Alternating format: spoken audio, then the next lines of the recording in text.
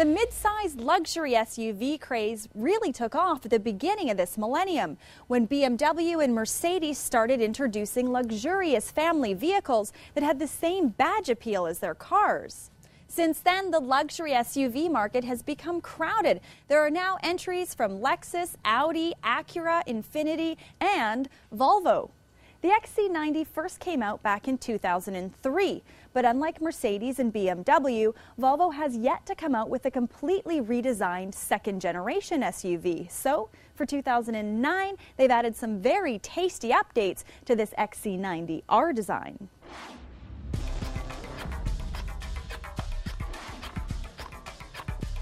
The regular XC90 is still available with either a V6 or V8 engine, but the R design adds a level of sportiness that the regular vehicle lacks.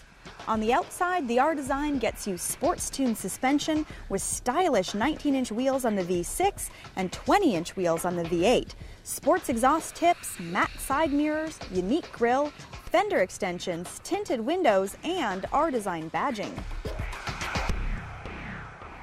The XC90 has always been a leader in innovative design technology, mostly on the inside. This thing is almost like an IKEA storage box on wheels. You open up the back gate and you've got tons of cargo space back here. Now you can get the XC90 as either a 5-seater or a 7-seater vehicle, just like we have here.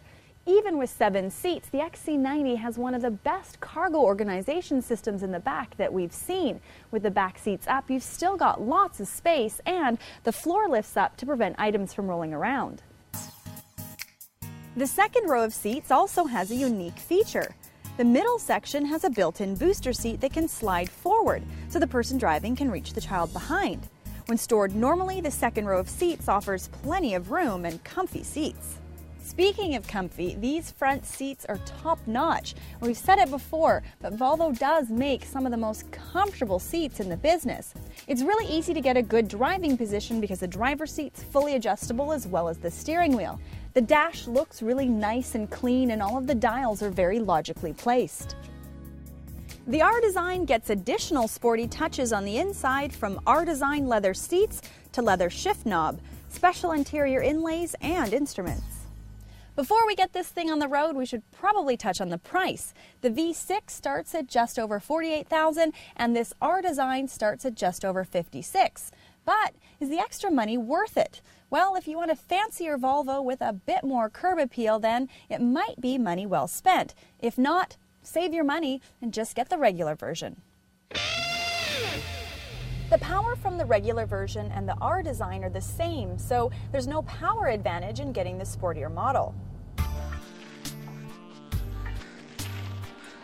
The 3.2-liter V6 puts out 235 horsepower and 236 pound-feet of torque. This test unit is the V8 with 311 horsepower and 325 pound-feet of torque. I really wish we had the V6 version to drive, because I have a feeling that that's going to be the volume seller. And when we had the V70 wagon to drive, we were really disappointed with the performance off the line, and I can't imagine that it's going to be any better in a bigger vehicle. The V8 is a good performer.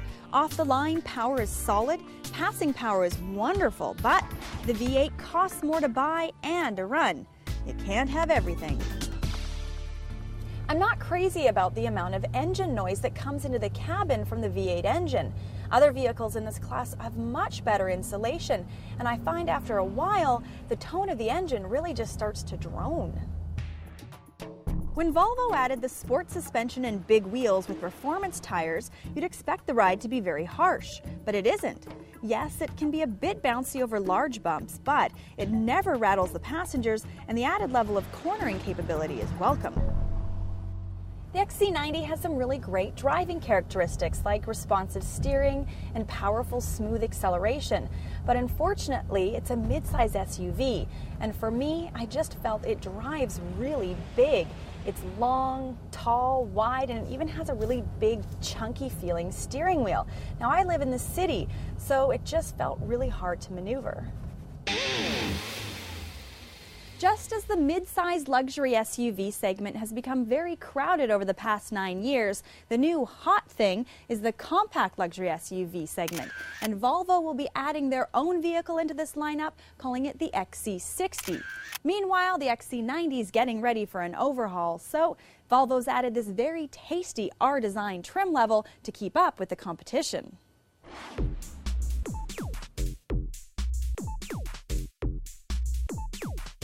For complete specs, go to our website at drivingtelevision.com.